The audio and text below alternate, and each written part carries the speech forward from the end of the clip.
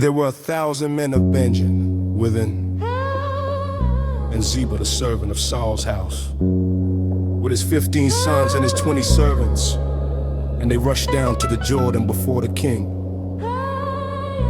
They went over the ford to bring over the king's household, and to do what he thought good. Shammai, the son of Jerah, fell down before the king when he had come over the Jordan. He said to the king, "Don't let my Lord impute iniquity to me, and don't remember that which your servant did perversely the day that my Lord the king went out of Jerusalem. That the king should take it to his heart, for your servant knows that I have sinned. Therefore behold, I have come today as the first of all the house of Joseph to go down to meet my Lord the king." But Abishai the son of Zeruiah answered, "Shouldn't Shammai be put to death for this, because he cursed the Lord's anointed?" David said, "What have I to do with you, you sons of Zeruiah, that you should today be adversaries to me? Should any man be put to death today in Israel? For don't I know that I am king over Israel today?" The king said to Shammai, "You will not die." The king swore to him. Mephibosheth the son of Saul came down to meet the king. He had not dressed his feet, nor trimmed his beard, nor washed his clothes, from the day the king departed until the day he came home in peace. When he had come to Jerusalem to meet the king said to him, "Why didn't you go with me?" Mephibosheth, he answered, "My lord, O king, my servant deceived me. For your servant said, I will saddle a donkey for myself, that I may ride on it and go with the king, because your servant is lame. He has slandered your servant to my lord the king. But my lord the king is as an angel of God. Do therefore what is good in your eyes.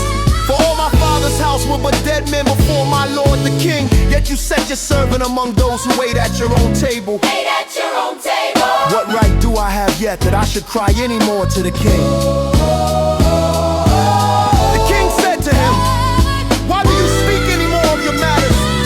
I say you and Ziba divide the land." And the Mizpah land. Mephibosheth said to the king, Yes. "Let him take all, because my lord the king has come in peace to his own house." Barzillai the Gileadite came down from Rajalim, and he went over the Jordan with the king to conduct him over the Jordan.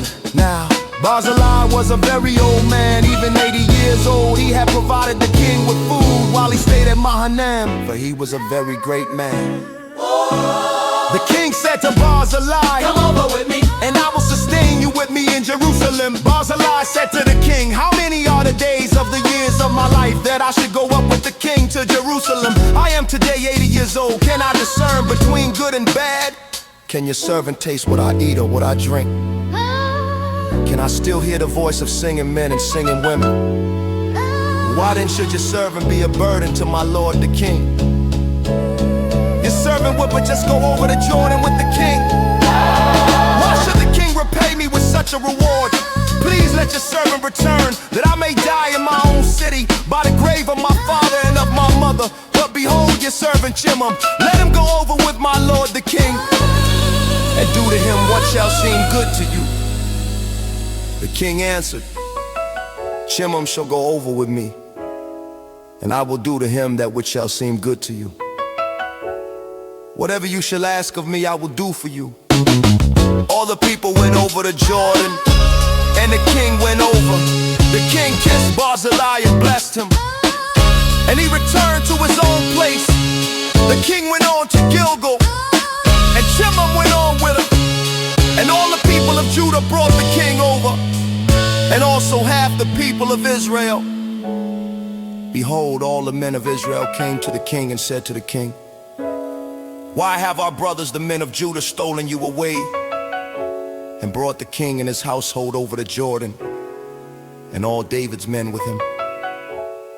All the men of Judah answered the men of Israel, "Because the king is near of kin to us. Why then are you angry about this matter? Have we eaten at all at the king's cost? Or has he given us any gift?" The men of Israel answered the men of Judah and said, "We have 10 parts in the king, and we also have more claim to David than you. Why then did you despise us, that our advice should not be first had in bringing back our king?" The words of the men of Judah fiercer than the words of the men of Israel.